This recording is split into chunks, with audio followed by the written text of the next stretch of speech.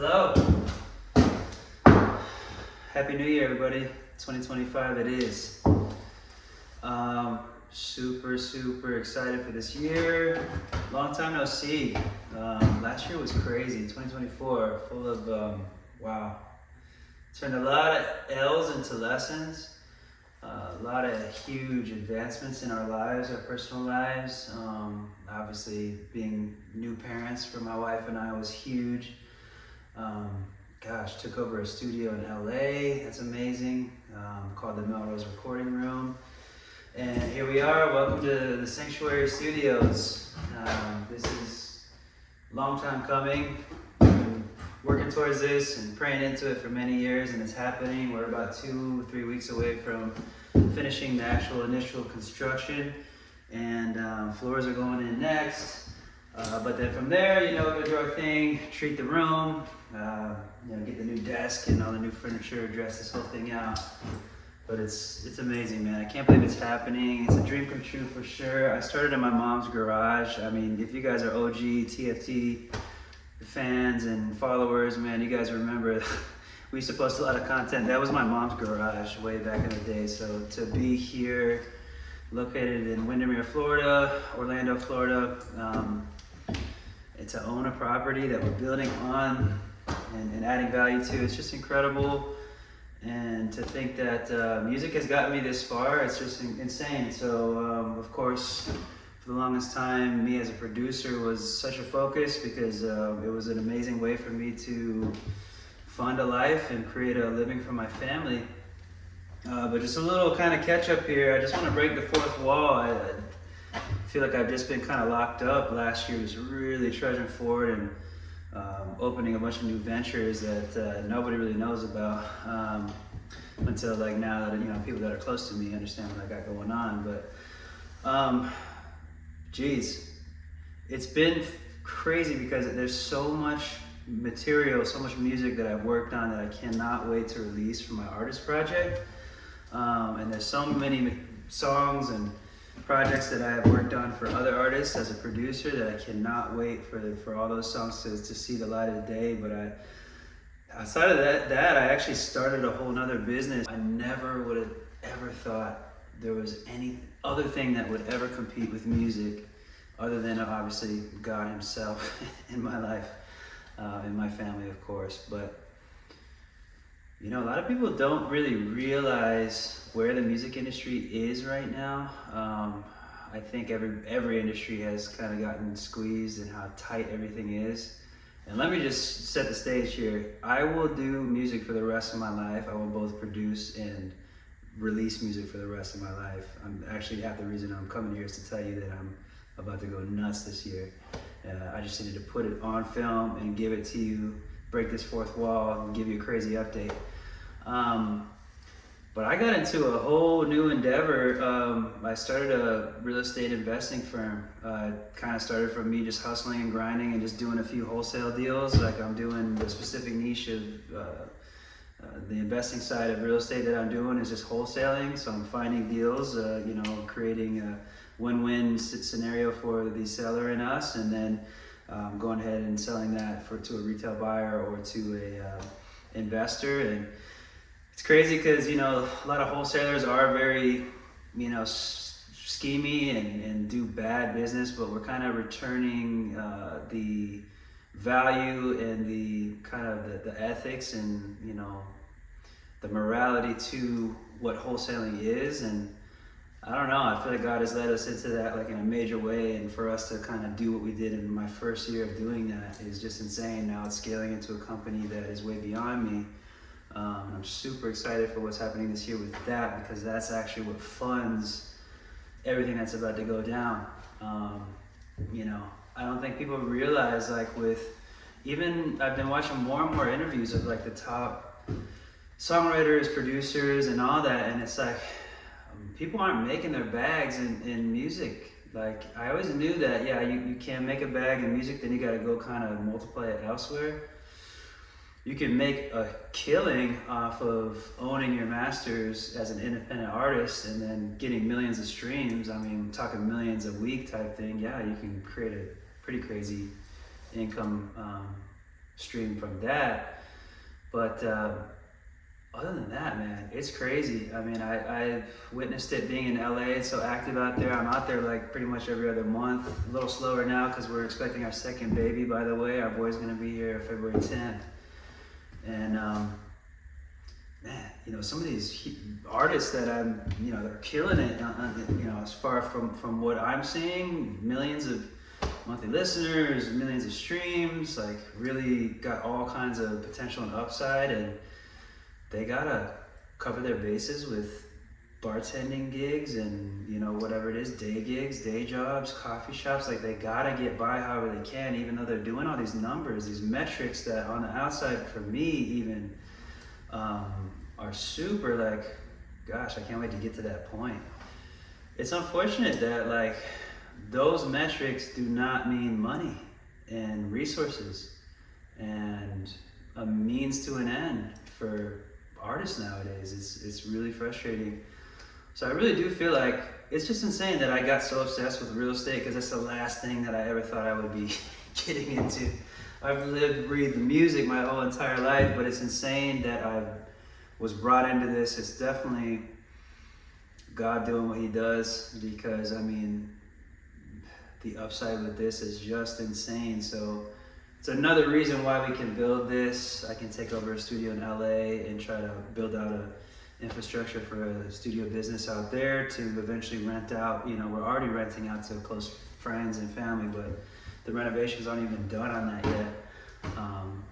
But really what it's gonna do, even more so, is fund my artist project in a whole new way. I always kind of dreamed of like really being able to like put very, very impressive visuals out on a very consistent basis, and I was always running into the problem of funding that. I was doing just fine, you know, we were getting bread from my production company and stuff like that, but it's just like, hey, there's only one of me. How many songs can I produce a month, you know, versus getting to another venture that can scale up and get pretty automated and create a whole new life. So that's really what I focused on a ton last year. I never would have thought I'd be caught dead in another industry, but I'm super thankful that I've gotten into that, because I'm learning lifelong skills. I mean, negotiation, just providing solutions for very hard problems. You know, it's one thing to try to solve $100 problems, then you get into $1,000 problems, and then you get into $10,000 problems, and then when you go from $10,000 problems to having to solve $100,000 problems, that's quite a jump. But then when you go from $100,000 problems to start having to solve $1 million problems, I mean, it causes you to leap into a whole new level of potential. And I found that to be true. A lot of this like guru wish-washy nonsense that, you know, is all over the internet, you know, it puts a bad taste in my mouth. I think in everybody's mouth, if you even have any sort of taste at all. But there are certain principles like that are common in kind of entrepreneurial spaces that are very true. So it's helped me understand how a system and a process can, you know, establish such a predictable outcome, which has helped me understand and lay train tracks down for, you know, my artist project. And I just got done with the creative direction meeting with my creative director, Alex, today. And I was just super inspired, man. I've been thinking about, I want to share this space. I want to, you know, break the wall and tell everybody what I got going on. And of course, there's something about moving in silence. You got to do that. But I just wanted to come and, you know, just be super candid about what I got planned. I do want to let y'all know I got a new song dropping in 2 weeks, first of the year. The plan right now is to drop at least 7 singles and then roll it all out into the 10-song project, and then do that every year from here. So I'm doing this for one, to like give the people who are actually still tuned in and who care about the music and care about the life that we've created and are following me and have been supporting me for so long. I feel like there's such an amazing core, like organic grassroots following that's still there, like tapping in with the stuff I do. even though I've been pretty quiet on the artist side for the past year, focusing on these other ventures and stuff. I gotta come and be candid with y'all and start like giving you content, giving you value, you know, in a way that just, in a way that like if I watch the artists I love, I want to see certain things that, you know, other people might not be hip to or be onto, because it's still early. We're super early in what I have going on. And here's another thing too. I feel like right now ageism is on the way out for sure. I mean, we're seeing it. It's like, I always thought about it too, because we put these like timelines on ourselves that I feel like in Western culture is very, very, very prominent. And I feel like Hollywood is obviously to blame with this for the longest time. TikTok did not help, especially during the pandemic. But it was kind of like we all had this thought that, you know, when we're teens and we're, you know, early 20s, college years, whatever. I didn't even go to college, but when you get to 30, it's kind of like, all right, life's over. When you have kids, all right, life's over. You know, don't even mention 40, life is all the way over. But I feel like that's because we have been fed a lot of information that is definitely untrue. And then also, there's been sort of these ideologies that have been perpetuated by culture that a lot of these artists who we grew to love, some of them do not know how to sustain their success that they got from an early age, or at least create multiple iterations to continue doing what they love in music and making noise and shaking some ground. I feel like that's just kind of out of the window now more than ever. I mean, even when you just think about it, you zoom out and Pharrell drops a song, you don't think about how old is Pharrell? You know, that's you don't think about that. First of all, the dude looks like he's 16. He's like probably pushing 50 something right now. All right, as controversial as he is, when Kanye announces he's about to drop whatever, Vulture's 10, then we already know that's gonna be a year late. But are you thinking in your head, when you see Kanye West is about to drop music, you fall in love with Kanye over the years, no matter how crazy he's gotten? I mean, I'll always ride for Kanye. Is that the first thing you think about, his age? Nah, not for me, at least. So that was something I had to get over, you know, being in my 30s now and being a father. Like, I look at some of the greats, man. Phil Collins, Peter Gabriel, Paul McCartney, obviously. I mean, Michael, Prince. Of course, Elvis was cut short, you know. But like just all the greats, they found a way to sustain and stay creative, and no matter what kind of ebbs and flows they went through in life, like they found a way. Billy Joel is like a famous story, you know, the way that he kind of you know, first got his big recognition. He was gigging in piano bars and like making it happen. So with that being said, man, I don't know, I think letting the pressure off in certain aspects so that we can put the pressure on in the right aspects is going to be key going forward for all of us creatives. Because there's opportunity cost to everything. I even see it in like the content generating world, the content creating world, like how artists have to be content creators. Like, yes, dude, first of all, I'm all about it. I do understand that's like the biggest ROI, because most of the time it's free and then, you know, you can go viral, of course, but it leads to so much burnout if you're not doing it in a standard, like systematized process that is healthy and business terms, but scalable. So I've learned so much, man. I'm excited to like implement these principles and stuff. A lot of the stuff that I've learned that, you know, makes a venture move and then continue to sustain for a long period of time. So just a random long-winded way to say I'm dropping a song in 2 weeks called Problem Child.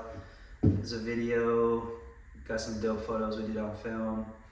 And I'm gonna start doing some vlog style stuff. Like, I can't wait for this to be done and finished.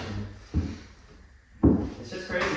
It's crazy to say I have a studio here in Orlando and I have a studio in LA.